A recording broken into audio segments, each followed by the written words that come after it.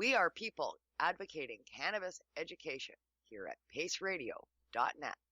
The opinions of the individuals during this broadcast are their own and may not be the opinions of their group or other organizations they may be involved with.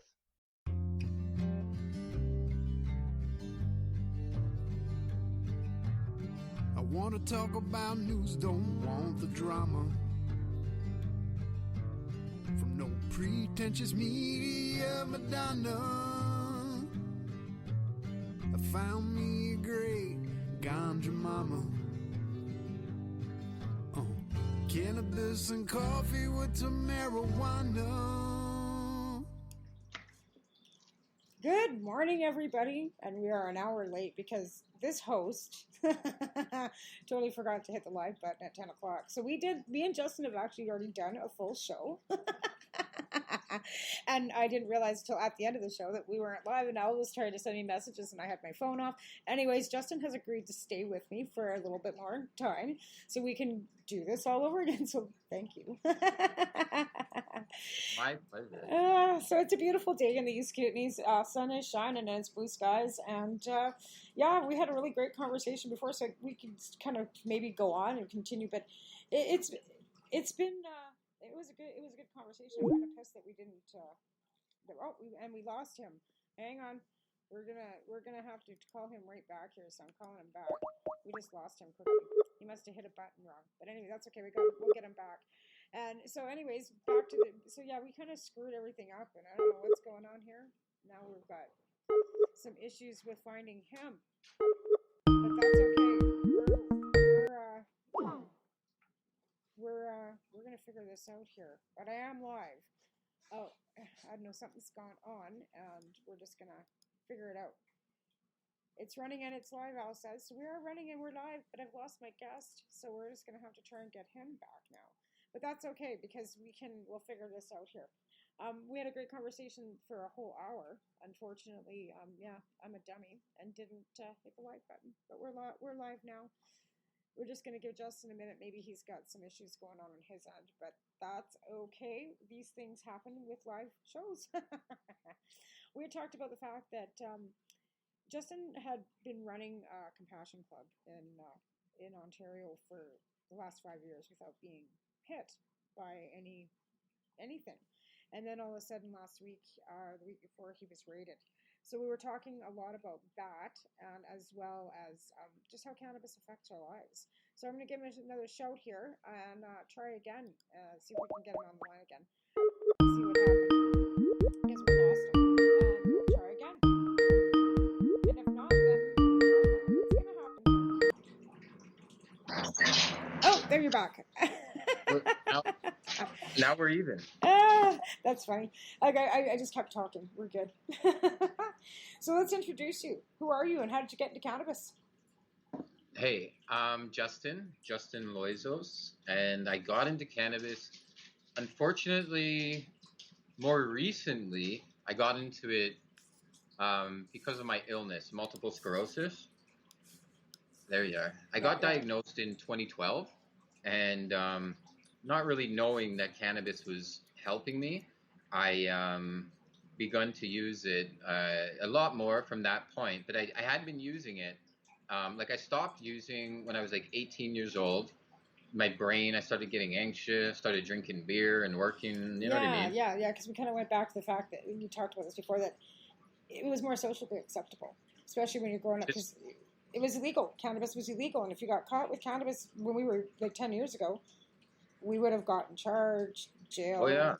Fine. You weren't even just fined. You could go to jail 10 years ago for smoking joints in public. Crazy. So, we've come a long way there. And for me, it was that beginning of just trying to really understand how exactly I was using cannabis, why I was using it so much. And I'll be honest with you, I'm like 9 years since my original diagnosis now. And I've experienced so much. And I've learned so much about cannabis, my disease. The amount of books are like, plus life experience, right? And today, I only have more questions. Right. because we kind of were discussing this, how, we've been indoctrinated for so many years about how it was going to help our affliction and how it was going to cure us, or how it was going to make us feel so much better. And over the years that we've tried multitudes of things, we've kind of come to the realization that it's not a cure. For some people, it possibly can be. Sure. It's like any other medication. It works for some and not for others. But for us, like you were saying, you've come to the realization it's not going to cure your MS. It helps, it eases some, anxiety. It does a lot of other beneficial things. But as far as curing what your really affliction is, it's never going to cure it. Like right now, from our last chat, I was sitting on the chair for an hour. I probably could have gone longer. Like I wasn't tapping out or anything, but I was happy to go lay down, stretch my back out, and now I'm going to smoke this joint, and my pain will definitely subside, right? And I that's what I use it for. But again, like we were talking earlier, the spasticity, the sleep, the appetite. Like I need cannabis bad. It helps me like on so many levels. Yeah. But it's part of the equation. It's not the answer. Yeah. Like I'd mentioned, my dad's allergic to penicillin, right? So, right? And for a lot of people, they think, what? Penicillin? Like, seriously, everybody takes, any infection you get, you run off to the doctor, they give you amoxicillin, all kinds of different, forms of penicillin. My dad can't take any of that stuff. And he's not the only one. But again, it's so beneficial for some people, but yet it would kill him, right? Uh-huh. And I'm not saying cannabis kills anybody. It absolutely, we know it doesn't. But again, we're finding that there's this hyper cannabis, you know what I'm talking about, that they're coming up with, where you project vomiting and, all this stuff. And I also know people that are allergic to the trichome. They can't touch it. Like, my friend, we were just talking yesterday. We had an incident. But anyway, so he's allergic. Yeah. And that's interesting. And he's a heavy cannabis user. So I know, like I said, these people that I know too, that, they have to get the kids to grind it. Like, they're not kids, they're young adults, but they get it to grind it because they can't touch it with their hands. Like, he's a grower, but yet he can't touch the plant and he can't trim the plant. So when it comes to trim time, it's left up to the people that can, because he can't touch it. So he gets ready to go, he can smoke it, but he can't touch it to smoke it, right? Like, and that's my cousin in the very beginning helping me with my first grow and garden. We realized, like, fuck, he's allergic, so he would have to wear gloves, and it was really just quite an experience. Yeah, exactly. And that's the thing, like, there's so many different compounds, and then you got the extractions, and then you've got edibles. Some people can do edibles and can't smoke. Some people don't want to smoke, they want to just eat. Some people can't do the edibles, they get too high. Like, there's so many variables, right? And the perception of everybody's high, like, that's a difference too. Like, some people get super high. Like, I find now that I can smoke all day, all night, eat, and I'm like, there's no high school giggling high anymore. Sure. Right? But the unfortunate part is a lot of these people who are, regulators and helping to make these decisions, they may have not smoked and know what they experienced through their friends. They may have smoked one joint and had something that we would, we've all, not all of us, but if you've been there, you never want to go back. Mm-hmm. But you realize it usually doesn't happen after that second time or the third. Like, it kind of goes away, and you don't get, or maybe it wasn't even such a negative, anxiety-ridden experience, but you're really high. So some of these people are thinking, like, wow, these guys are just walking around like crazy high, out of their mind. It doesn't make sense. Where no, we don't get that high anymore. We're just maintenance. It's like maintenance, like you said, medication, right? Because, like, even with medications, a lot of times the doctors have to bump you up. Your script goes up a bit. Your pain levels. It's the same thing. Well, you sometimes, like, same with strains. Like, we always say, well, if that strain's not working, try a different strain. Because sometimes you have to up that. Like, I find even myself, if I smoke, like, say I get an ounce, for example, by the end of that ounce, I don't want to smoke that strain anymore. So I've been finding that having the reservation to be able to go out and have that ability, that I can pick up decent quality, affordable meds, but by smaller amounts, like by 3 grams of this and 3.5 of this, 3.5 of that, 3.5. So then I can change it up every time. So if I have a sativa, and And here's what I'm finding. Tamara used to say, I don't like sativas. I'm a squirrel. I didn't have access to a variety of different sativas. I was getting sativas that I could find from my black market dealer. Sometimes it was good, sometimes it was swag, sometimes it was didn't do anything. Yeah. Now I'm finding, because we have this legal market and because we have these licensed producers and all these crafters and stuff, you're getting different quality meds. So I'm finding some of the sativas that I'm buying, I'm not a squirrel. And I'm finding that they're really heady highs and they're nice and I'm enjoying them. And that's something that I'm finding phenomenal. And I'm not, like I said, I'm not going into these legal boutiques or these legal stores. I'm not. I'm finding that I'm using the res a lot. And I'd like to support them. And like we spoke about when we were actually, like when we thought we were on the air and we weren't, is how a great gift would have been for the Canadian government to give cannabis to the Indigenous peoples, right? Because they're, like I said, the guys that we've got out here, they're growing their own too. They've got grows, they've got cones, you know. I just always thought that. I'm like, wow, why wouldn't you just hand it over? They know how to deal with the land. That's how they deal with everything. Just treat it like just regenerative and take care of the plant in the true sense. But our government doesn't necessarily care about that. And obviously didn't even come close to anything like that. Like even trying to embrace the community rather than sort of take it over and inflict their, not inflict, but install. They kept the criminalization to some people. Like, you know what I mean? Like the ones that have criminalization already, like myself, that can't get into the market because we've got records. They kept the criminal elements still there. They added extra laws to it. In fairness, though, honestly, don't let that slow you down because they're not that strict. And if you weren't, I've been told that. Yeah, I've been told that too. As long as you weren't selling weed to kids, no, you're probably going to get like a regulatory license, whatever you're applying for. You're probably going to get it. And I'm not like, although I have a gray area dispensary, I'm not against this new regime. I'm not against legal cannabis. Nothing's ever perfect. We could have done things so much differently, but I'm actually sort of pleased with the way things are going out. And I feel as though just the average patient on disability, from what I can see through my pinhole in Toronto, is better off today, minus COVID, through the legal stores than they were accessing the industry through the gray area dispensaries. Now, we couple that with the ACMPR licenses going now it's just another year of people getting more, changing genetics, changing strains, getting more comfortable with their own grows.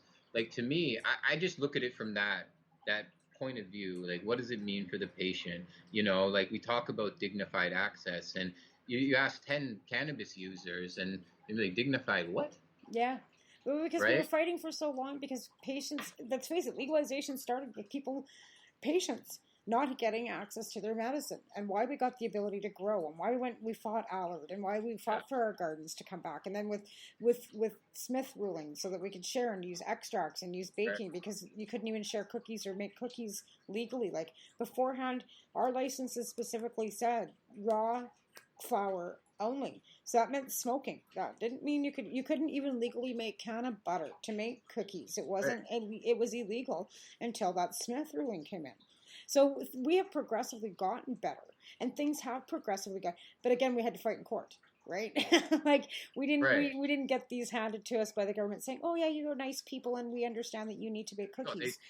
No, they wanted to take gardens away, and they wanted to stop us to have access to the edibles and any sort of extracts with the Smith case. You know, so it's taken a lot of work, but I think we should be proud at everything and everyone who took part in all of the successes because.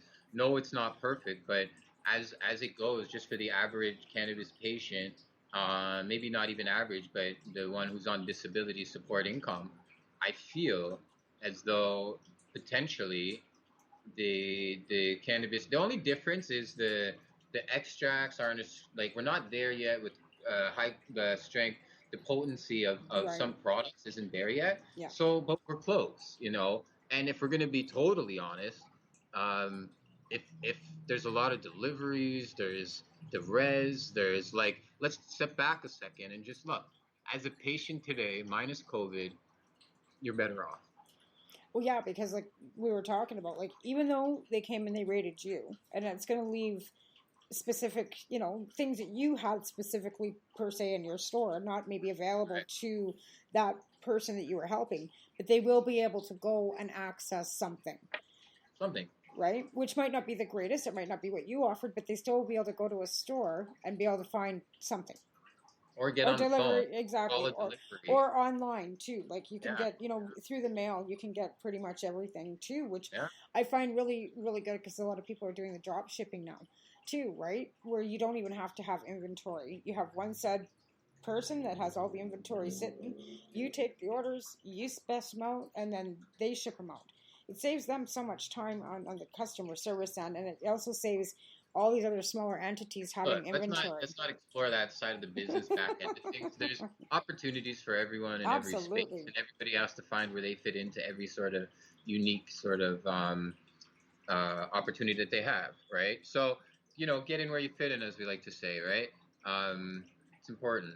But like I said, I don't know, medical patients, we should feel good about the fact that it's easier to get bud. Yeah. It wasn't such a struggle as it was some years ago. No, but And again, they want to cut back on our growing, which they got this and 75-day that's consult, right? Which we have to keep focused on. I think. yes. Oh yeah, and that's where look, if and why the reason I got into owning a dispensary was again through the coalition. I remember on the board we were looking at approaching the dispensaries in BC and everything. I'm like, wow, I have a dispensary. I want to own a dispensary so I can understand. Like I'm like I get from a dispensary that is very compassionate, and everybody else who I see is not.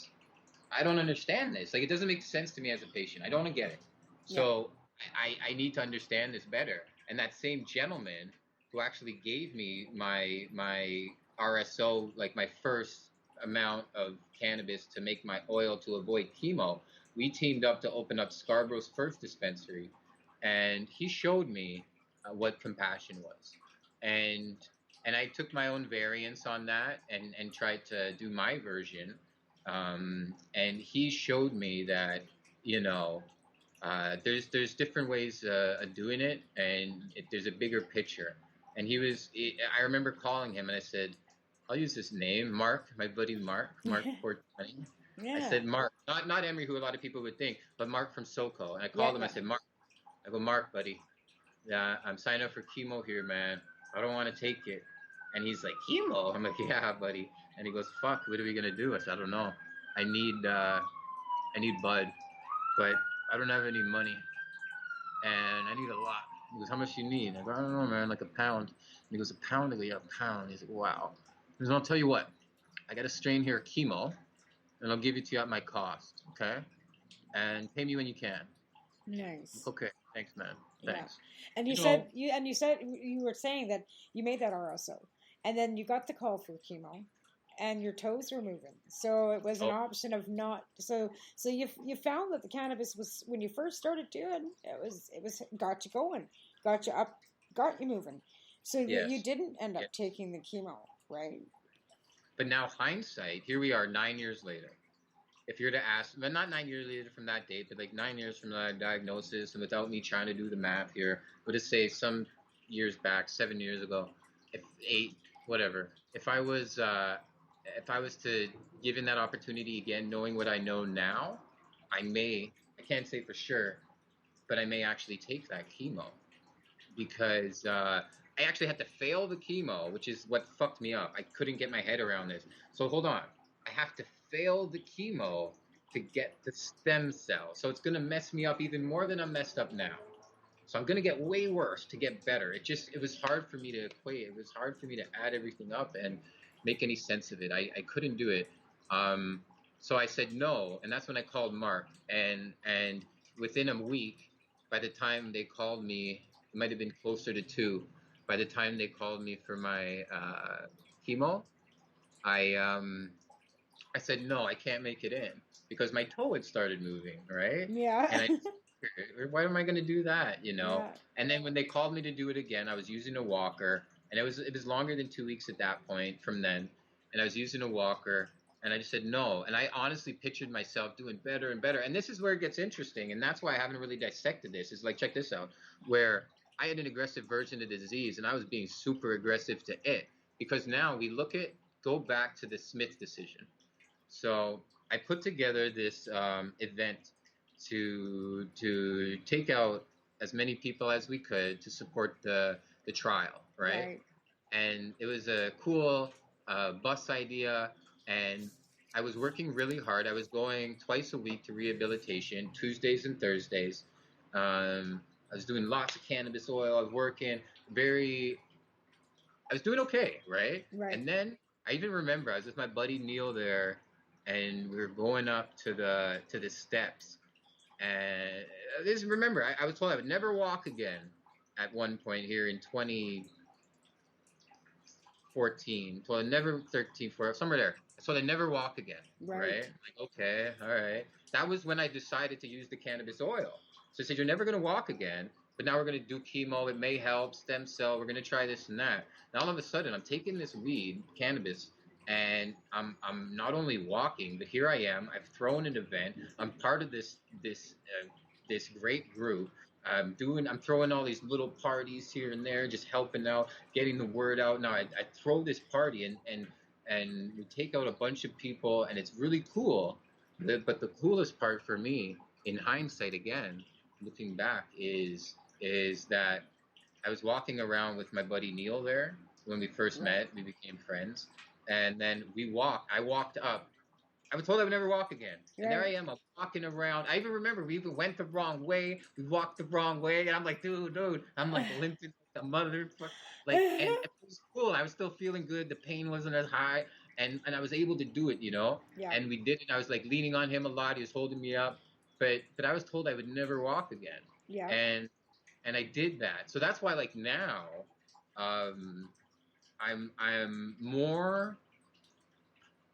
So I don't want to say like cannabis didn't cure me because it couldn't. Maybe it could, but I couldn't allow it to because of the way that I was living. I was too aggressive. I didn't work in a unison, and I don't know if that was the answer, but I know I didn't give it the 100% that it needed for me to do its job 100%. I'm just guilty of that, right? Yeah. So I don't know. Like, I know it did amazing wonders for me, and that's why today I have to make that decision to not just reopen, because I can get my legs back. They're going to tell me, my doctor, my neurologist will look at me right now and say, no. Well, now that he knows me, he'll say, fuck, I don't know, man. But Because you've kind of like, pushed the envelope yeah. on all kinds of things and done things that they didn't think you were going to be able to. Mm-hmm. And again, was it cannabis, mind over matter, all the unisons of everything put together? Right. Does it really? It's hard to dissect, and does it matter? Like at the end of the day, it doesn't matter. It just, whatever helped, and this is where you are. And you've done amazing things, like you said, the coalition, all these parties. You opened the first Compassion Club in Scarborough. Now you've had this other Compassion Club that ran for 5 years, where you were helping patients every single day, and baby. Right, and then unfortunately they've come and shut you down, and wow, that just kind of sucks. But I see that you're so positive, that you're seeing the positive side of you being shut down. Like, you know what I mean? Because it's not stopping you. Like, you're still, you're still smiling. You're still moving forward. You got to get through this. But through this, you're going to learn who knows what. Like, do you think? Do you see a charter challenge possibly? Look, I can't speak about the specifics too much because of the fact that look, we have Ted Smith right now. Yeah. He's kicking ass. Okay? Right, because of the dispensary. Yeah, and he's doing a really amazing job. Right, and what he's worked out in his space is commendable. I almost feel as though my forces right now, for the grand picture, including my own health, everything. I just, like I said, like I went from, I want to walk again. I spent the last 5 years really helping patients, and I'm good at that. but I gotta get good at helping myself. Yeah, You know. yeah. And Yeah. that's okay. And that's okay. It's okay for you to step back and say, I need some time for me.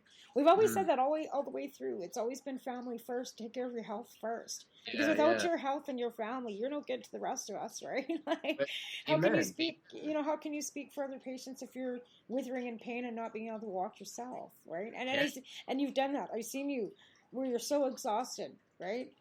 And you're having a hard time getting around. and Where and even today, like you've done an hour with me already, and then I fucked up. Now you've come back again, and I see because like everybody else can't see, but we've got our cameras on so we can see each other, and I'm seeing you, and I'm seeing how well you do, and then I see that it peters down, and that's okay because did that's you see life. it come up a little bit after I lit Yeah, this one though? yeah, yeah, Yeah. yeah. Right. But again, like I said, it is beneficial in so many ways, just not Mhm. others. Like I said, I'd love to Exactly. be able to say that things are great and we Yeah. can we can do everything and and it's beneficial. Oh, we got a comment. Hi, Ron. Oh, I can see the comments. See, when you go Hey, live and you actually hit the air button.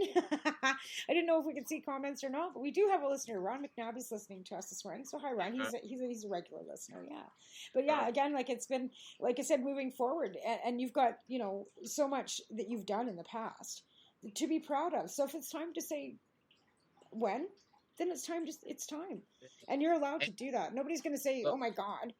I think you've done amazing things. yeah, thank you so much, and I appreciate that. And I've not until now. I'm like, dude, you're not healthy anymore.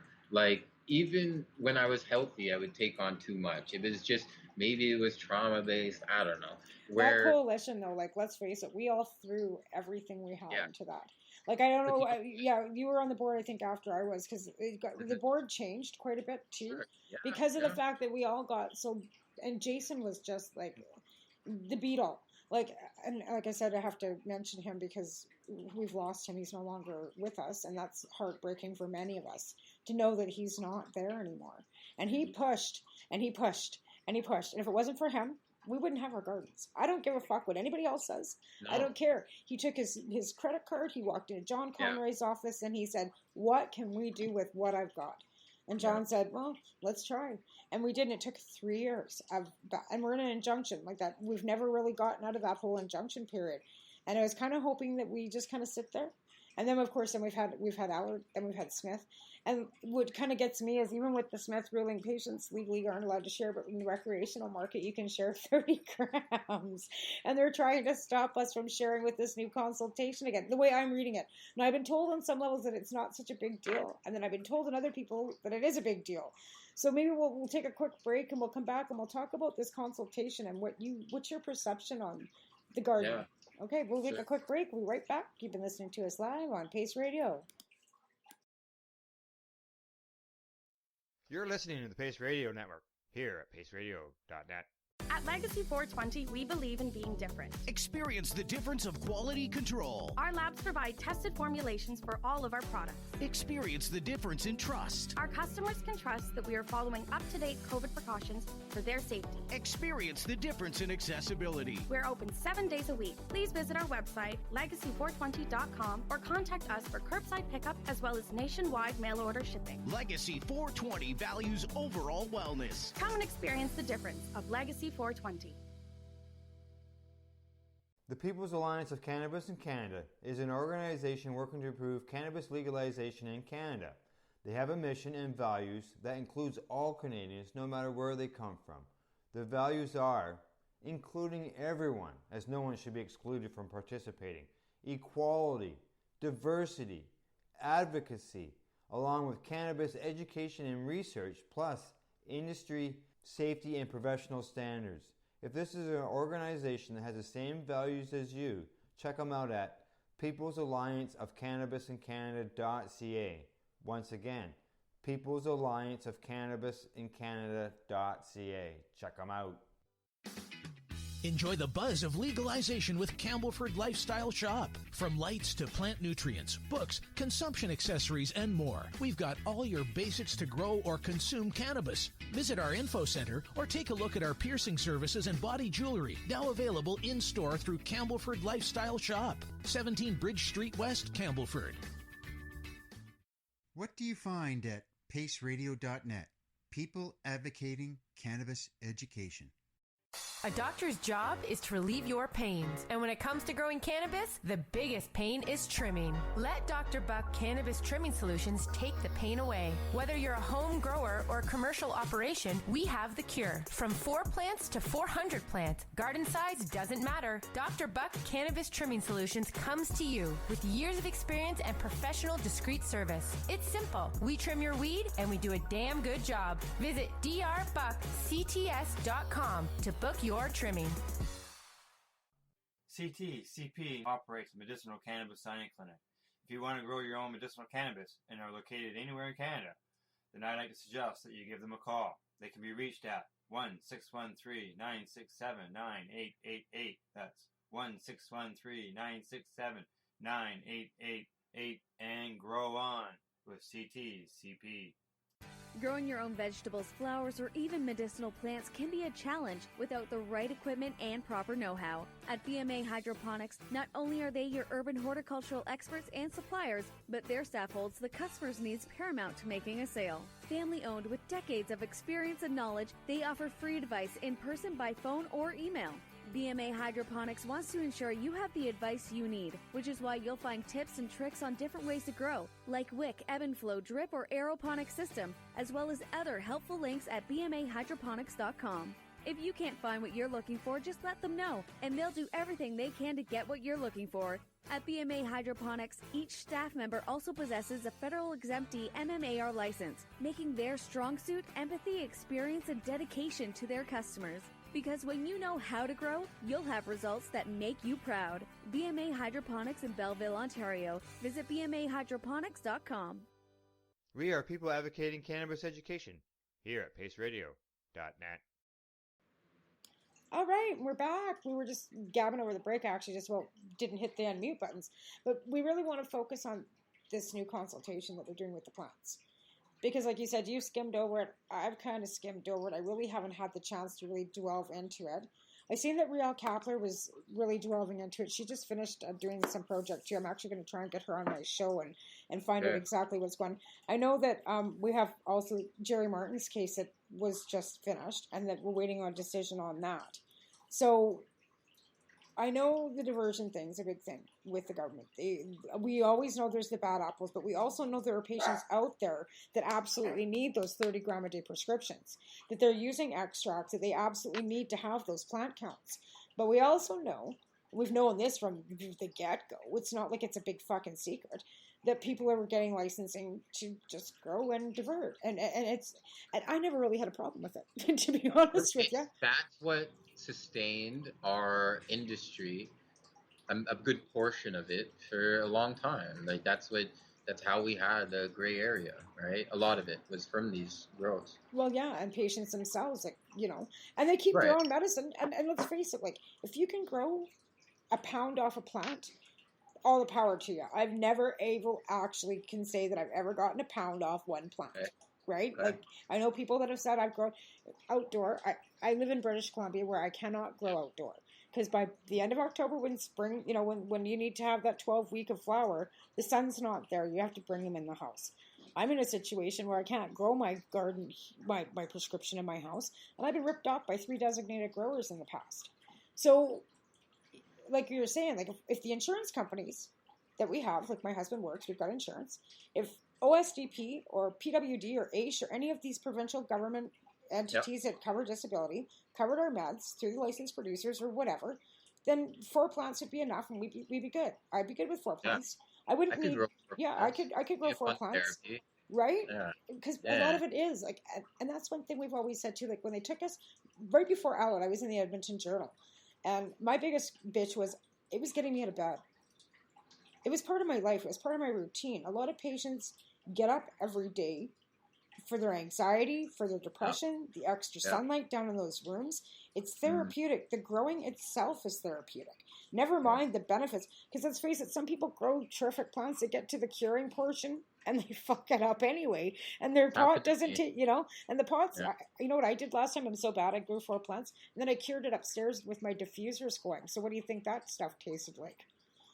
Perfume, right? So like you can grow these great beautiful plants, but if you're not curing it properly, you're still smoking swag, right? We could spend an hour just talking about that, right? Because it's so many, and that's maybe even each portion of the growing experience. And for me personally, like when I got my first harvest, it was so beautiful, and it was just this distraction from the crisis or situation I found myself in. And I'm contributing to something that's going to help my health, right? Yeah. You have this whole life cycle process. You're watching it grow. I know I'm not alone. Almost everyone who grows and is a patient, you don't have to be, but almost everyone who's a patient and grows their own gets this connection with the plant. And half of the medicine is just that. It's just the gardening. Yeah. And it's beyond tomatoes or flowers, which are therapeutic in their own right. If you were to garden them, I'm sure. Yeah. But there's something about gardening your own medicine that that this particular plant, that bud, as you see it come to form, you're gonna ingest it and you're gonna feel better. It's gonna help you. Yeah. You're part of that. You grew it. It is. It's so therapeutic, and that was the whole point of fighting so hard for our gardens. It's not about, we're not going to be able to make any money off our diversion anymore. Oh, God, there goes my income. That's not what any of us were, anything like that. The vast majority of medical patients with genuine medical patients with licenses, it's definitely not about that. It's usually you have to still supplement it. Everyone needs more than they can grow. I don't know too many patients who are ever able to grow enough for a substantial amount, right? It's always not enough, and there are some people who I know with large grows, and those are different stories, but I'm just talking our home grows, right?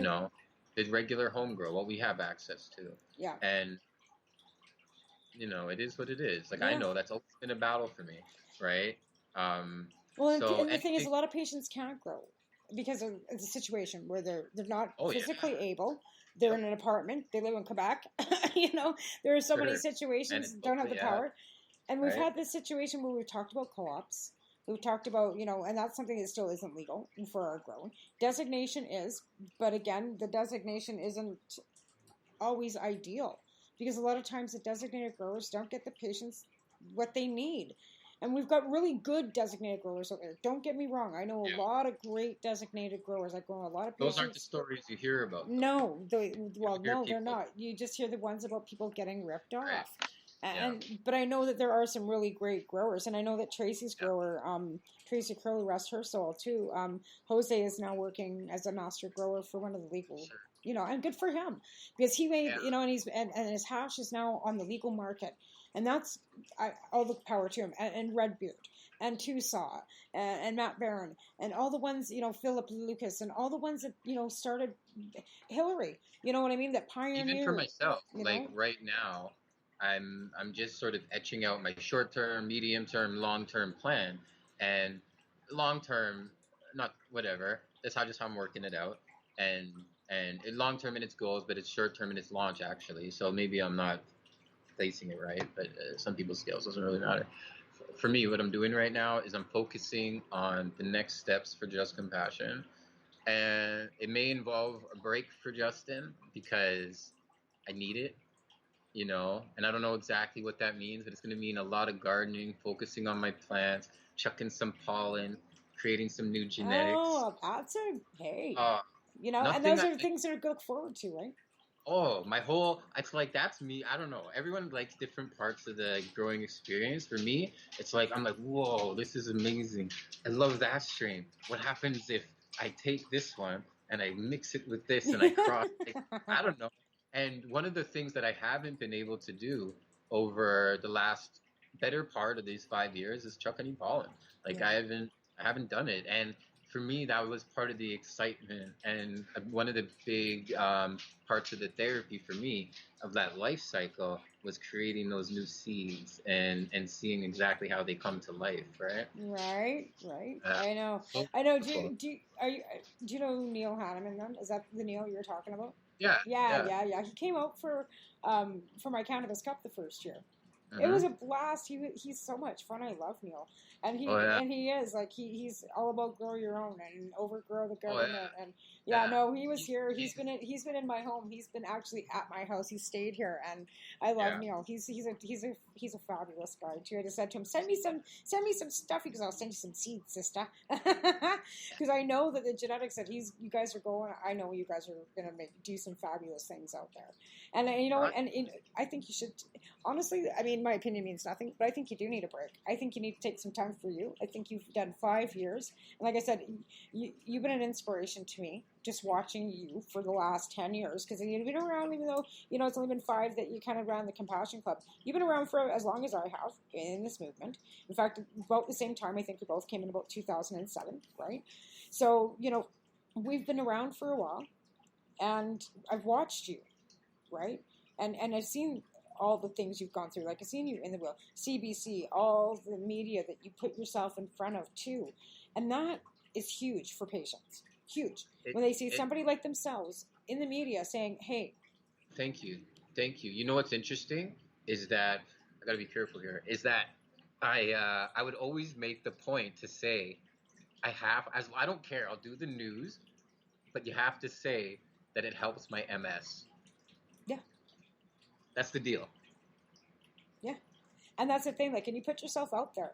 You totally did. And like I said, and I've watched, but like I said to you before, there's a lot of people that do just kind of this stuff, own dispensaries. That's, you know, there are the ones of us that are going to go to the MP's offices, like go to the conventions, the liberal conventions. Like that was, like I said, I never wanted to own a store. That was never the reason why I got involved in cannabis. I wanted law reform change. I wanted to see the law change. It was all about law reform for me.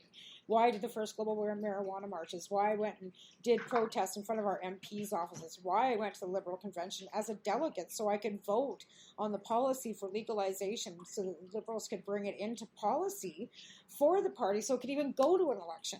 So Right. I got to go as a delegate for the Crowfoot riding, which in Alberta was unheard of. They hadn't had a delegate for the Liberals in the Crowfoot riding ever. It was historic to even have a delegate out of that area. And I went as a delegate and was able to vote that policy in with the party.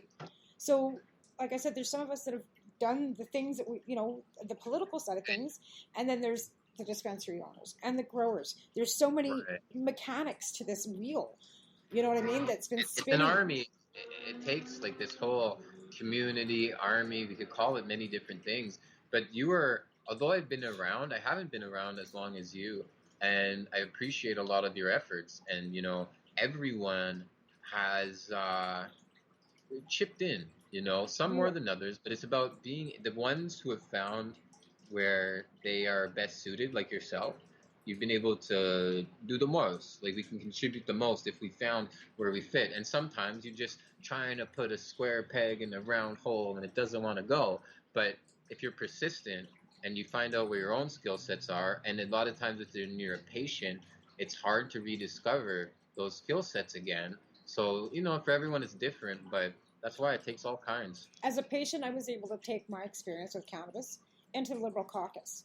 We sat with me and Sandra Colasanti and Joy Davies and Kelly Holter, got the opportunity to go and sit with Women's Caucus in Edmonton with the Liberal Party. And we're talking every woman that you see as an MP that sits in Parliament was in that room. We're talking right down to Anne McClellan, right, Chrystia Freeland. They were all there. Every one of them. Carolyn Bennett. And when we were put off into little groups of 5 women to talk about certain policies within the party. So all of us there, being cannabis-based activism, Joy was trying to run for the Liberals at that point in time. That was before they ousted her because of her stance on cannabis and cancer. We sat and we had the opportunity, and I was in the group with Anne McClellan, and I got to sit there and explain to her why I used cannabis. And she was at the head of our committee, right, or the cannabis, when they did the big consultations, right? Anne McClellan was the head of the committee. And this was right around that time. So I was able to sit there and tell her. By the end of that, they were all asking me to run as an MP, and I'm like, I've got a criminal record. We don't care. Like, so we've had, like I said, Kelly might have been like not the most popular amongst us women and stuff, but she got us doors opened that many of us would have never gotten opened without her. And there are so many people that in the spokes of this wheel that we call cannabis activism that might not even be involved anymore, but they were an intricate portion, an intricate little spoke in that wheel that got us where we are today. And like you said, we might not have ideal legalization. Nobody's getting arrested for smoking a joint. Patients have access that they've never had before. Like I said, I don't like every aspect of it either. I think it's overregulated. I think they have to do too much money involvement to get to the licensed production port. There's too many regulations to get, too much security for microcrafting. Like there's just too much regulation, I think. I think it's been over-regulated. Where I guess because we're in the gray and we see how it's been running so smoothly for 50 years without all this regulation. Right. But we also didn't have testing.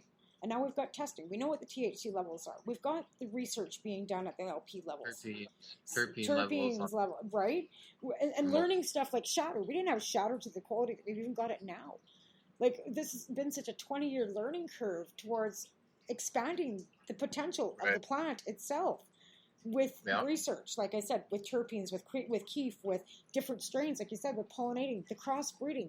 Look at how many strains we've got now. It's phenomenal, the hybrid strains that are coming. I've got one called Yoda Claw right now, okay? It's called Yoda Claw.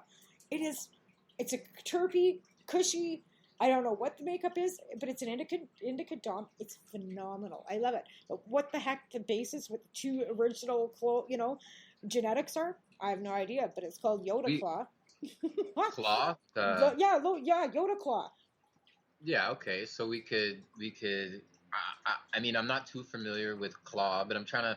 This is the fun part. Like a lot of people like crazy cannabis names, right? So in the dispensary, it would be neat. I'd be like, okay, well, let's look at the names, right? Maybe they're crazy, but then have you ever? Then we just look into what is the Yoda. So I know there's Yoda Kush. So then if we jump on the thing and we look up Yoda strain, so like, all right, so we check out this Yoda.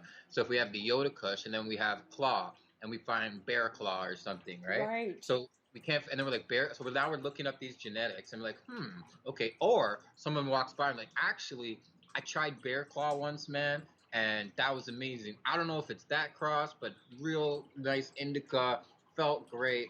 I would love to try that. Let me get a couple grams. You know what I mean? Yeah. And it's this sort of exploration that a seasoned cannabis user can experience and enjoy. But it's like everything is that, remember how we're talking about the double edge of it, where you can for some, and we've experienced it ourselves, is getting like negative experience, right? Or trying to tell someone to find the right strain, and they're like, wow, right, that is I don't want to do that again. Right. But like I said, they're like, oh, man, they're I've been smoking cannabis since 1989. Okay, 88, somewhere in there. I remember buying stuff in Calgary that cost me $40. It was like, you might as well pick it off the branch and throw it in a bag, and you had to cut it up and put it on a plate, put it on a lamp, and hope you get one joint at a 3.5 grams. Like, I'm talking like the worst of the worst. And then we got involved with this garden in Kelowna, and it was the skunk. And it was like phenomenal, like 3 puffs and you were sleeping on the couch. It would knock you out. It was so good. And it had that really pungent, skunky, like pungent, right? Well, then they got busted. We've never seen that strain again since. My buddy went to jail for 5 years for that. My ex went to jail for 45 days. It was his first offense. They just totally took it right out. No joke. No joke. Yeah. It's just gone. I've never ever seen it again. But again, there's so many different. I know. What's interesting? I'm like no joke to the time, and like a true cannabis user, you're focusing on that lost strain. You're like, it's no fucking joke. That roadkill's gone. That's good. It is. Like, totally. Yeah. Like, I've tried to find it 100 mil. Like, ever since we got busted. Like, we're talking 89, and I've never seen it since. And I'm not kidding. I go and I look. Like, every time I go to anywhere, it's like, you got any skunk? Skunk what? Well, skunk pheno number 1, right? Like. Right. So was it more indica or sort of sativa dominant It was skunk? it was an indica, and it was heavy Okay. indica. You know, it's I interesting. would almost say it was probably like a Hindi indica strain baseline, like you know what I mean, with that really Very common. heavy, Very common. right, Yeah. like hash Where bud kind of okay, thing. what I would recommend if you know Shanti Baba with Mr. Nicey. Yeah. Yeah. So he has this. He's always floating. He has these auctions, and every once in a while he'll throw out a new skunk. He calls it, and out of about 20 seeds, it's 20 females, so 40 seeds, right? You're gonna find maybe one real deal roadkill, right? Yeah. So I go through these always kind of looking, and I haven't found it yet, but it's fun, and there's still great strains. The Yeah. skunks, if Yeah. you like a skunk, you love it, and then he crosses them like he has like Northern Lights 5 skunk this, and so Right. if you like those old school Yeah, genetics, yeah, I do. No, no, yeah, no. Like Northern Lights, me. I mean, it's kind of like low THC, so it's not really my favorite. But you know, Sour right, Diesel is another right, old favorite yeah, strain of mine. I haven't been able to come across that. I know somebody in Vancouver that actually has designated grower grows it for him. I could get some. But again, I'm in a situation where I only got 60 amp power. I can only grow 4 yeah, plants. I got these cheap LED Amazon lights because I don't have $5,000 to put into our area's yeah, lights, and I'm only yeah, growing 4 plants. If I had my 30 gram a day, and it's not like I can't. I've got the room in the basement. We could set it all up, but it's money. And right now it's just with COVID and everything else, it's just not possible. And the way things are going, I don't really want to. I had a garden in Coronation where Alvin had hurt himself, his knee. He couldn't get up and down the stairs. And I had to take care of 100 plants by myself. It was a lot of work. It's a lot of hard sure, work. Especially for yeah, one person when you're transplanting and you're watering. You got 3 rooms going. You got clones. You got veg. You got bud. You got, timers going on this room. You got 24-hour lights going. You got pumps going everywhere. And you got and you're one person. And that's a lot yeah. of fucking work. So, Becomes a job, and you're probably running the lights at night. So now you're absolutely. working through the night, Through right? working night, well, 24 in the veg room, so you're doing the veg during the day, so you can Sure. get all that, and then you're going into the bud room at night because you got to break down your time. And then I had the baby too. Tatum wasn't very old, so it was a full-time job, but I loved it. And like I said, that's when it really hit me when they were going to take our gardens away when we were living up there. It's like, man, this is part of my life. Like, how dare you take away my garden? Like, it was like the Allard case was so significant. Why I jumped into the coalition so quickly and why I became the Alberta rep is because, no, you're not fucking doing this to us. Like, we're patients. We have privileges and rights in Canada. We do have a charter. We have to fight this. And like, why I'd like to see like charter challenges. Sarah and Sean were going to go ahead because they won their court case in Alberta as well when Sean got busted there. But again, a charter challenge is $1 million.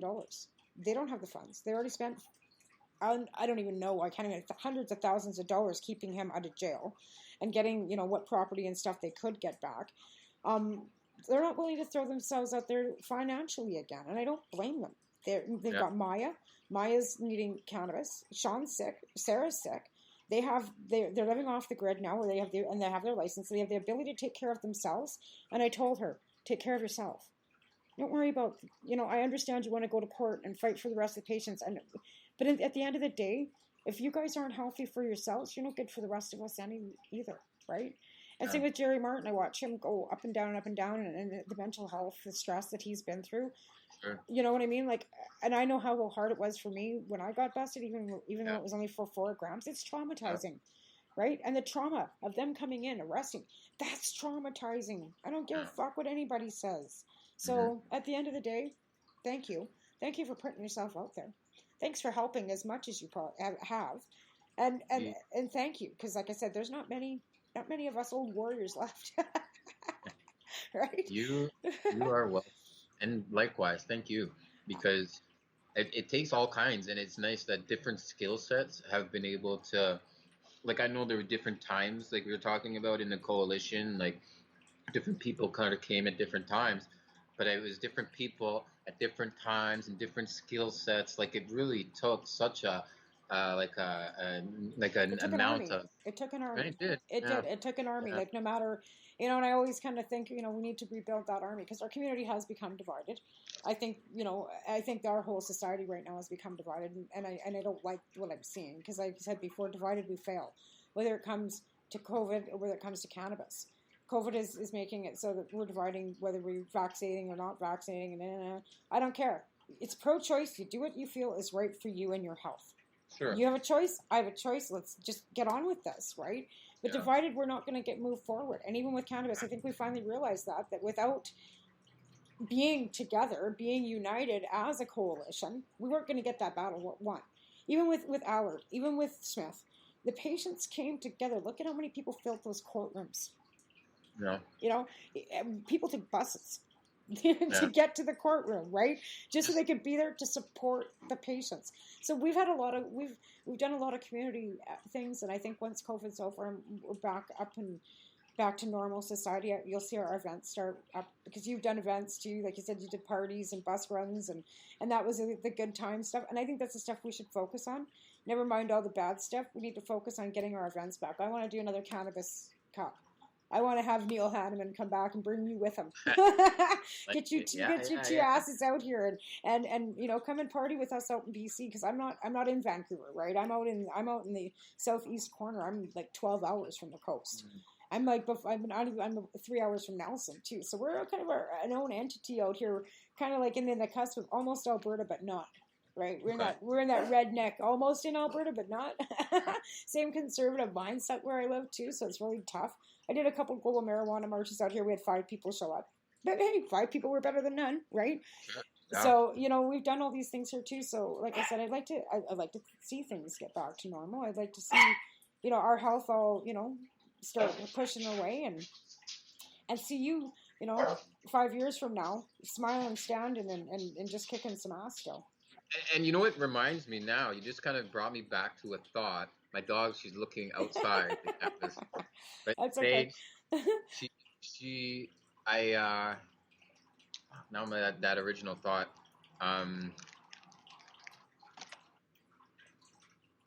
It's all right. It's MS brain. I get it. One of my best friends suffers from MS too, and it's the same. And it's the same with rheumatoid. You get that brain fog, right? And you can be talking, and then it's like. It's like squirrel. Especially after finishing a joint, combining the two, I'm guilty. But my dog, what happens there is like, so my brain has these like there's just the neurons are kind of like being eaten, right? So there's gaps in the synapse and different whatever.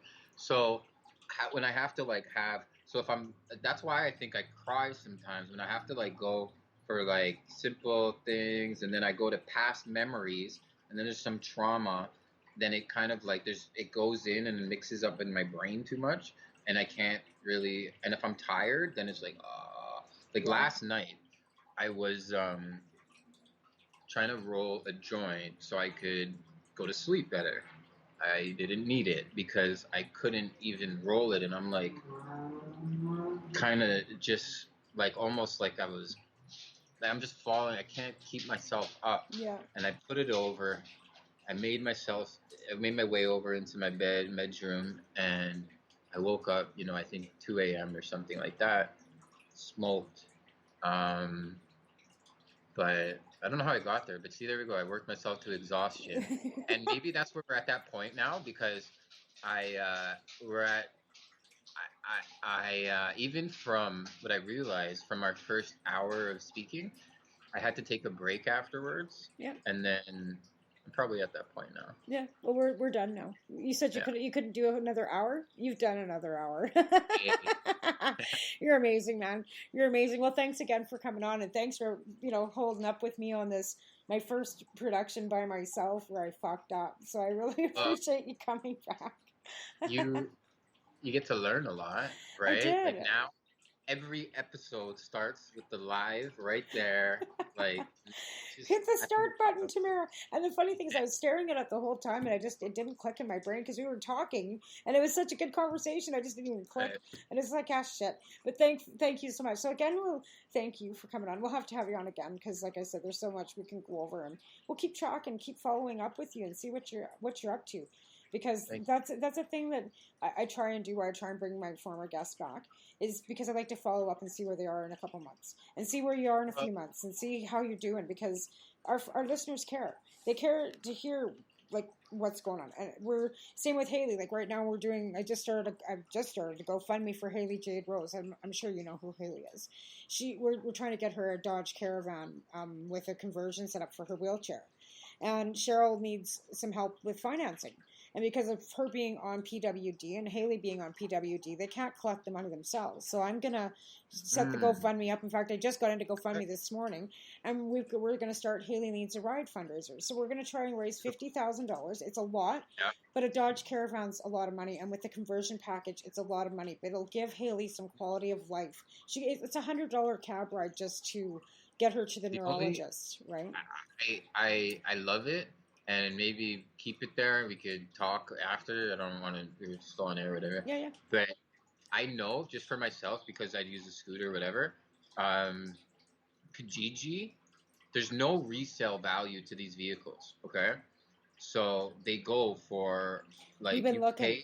We've been looking on Kijiji too, because there's a lot of that are for sale. We're also looking at maybe Dodge donating. Like I want to get a hold of some Dodge dealerships and see if a dealership will donate the vehicle. And because she's not a child anymore, even though she was, and because it's GoFundMe, we can't put medical patient or medical cannabis. We can't use the word cannabis on GoFundMe at all, right? Because we don't like that word. So, but because she's no longer a child, she was the first licensed medical patient in Canada at 15, but she's 28 now. And here she wasn't supposed to live to be 16, right? And now she's 28. So Cheryl can't get the same amount of funding and stuff. She can't get any funding for her. She's on PWD herself, so that she's got to, run basically off whatever $1,100 that she gets a month. She's got to help her mom with rent. The rent in Vancouver is exorbitant. Cheryl and her, they're barely getting by, right? There's no extra money. If it wasn't for her dad helping with food because she's on this keto diet, they'd be fucked. So there's no money, there's no way of reaching out or even incing out money to save for them to get a vehicle. And it would give Haley such a quality of life and be able to get her to her appointments. She can't take public transit anymore. Like she's got to wear block-out headsets and block-out glasses, and every strobing light or sound makes her seize. She's just to that point, right, where things were just deteriorated that much. So that's my new project, is we're gonna try and raise some money for this young lady and get them a vehicle. And it's got to be, it doesn't have to be, but preferably it is a Dodge Caravan, because apparently they're the best ones. Cheryl's done some research on the back-end conversion, exactly why we want the Dodge and why we want the back-end conversion. If we can get it converted already, it would be perfect, because the conversion itself is $15,000 or more. So, so if you're looking at $20,000, $33,000 for the van, another $15,000 for the conversion, we're looking at about $50,000, right? So that's what I've kind of put out there. Anything we do raise, and if we hopefully get enough or get more, we would put it towards, Haley's gas, insurance, you know what I mean? Because they're going to need insurance, and they're going to need all that kind of stuff too. So we're going to try and raise some money for that girl. Yeah, that's my thing. always got to have, something to do out there to help somebody, right? Yeah. Hey, it's so important, and hopefully we can all sort of come together, pitch in, and see something beautiful happen. That would be great. Well, we're going to let you go, because you're looking like you need to lay down, my dear. And I really, really appreciate you hanging in with me. So everybody, send him some good vibes, because he's going to be fighting a battle here in the near future, and we're going to follow up and make sure we have some support for you as well, buddy. I think the more important thing, I'm not worried about the trial at all. I'm actually more excited about, I'm working on some projects. I have even my cannabis new plans that I'm working on, and I'm not against the new legal market. Like I like the idea of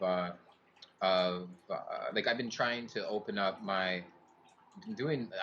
this whole LP and deals and there and not doing it. Like that's its own story of my back end of what I've been trying to accomplish while running the business, So now that I'm not, it's gonna be fun to hopefully, start entering into this new space and, continuing to help, because I feel there's more opportunities to help more people. Yeah. And I don't know, we'll see. Yeah, awesome.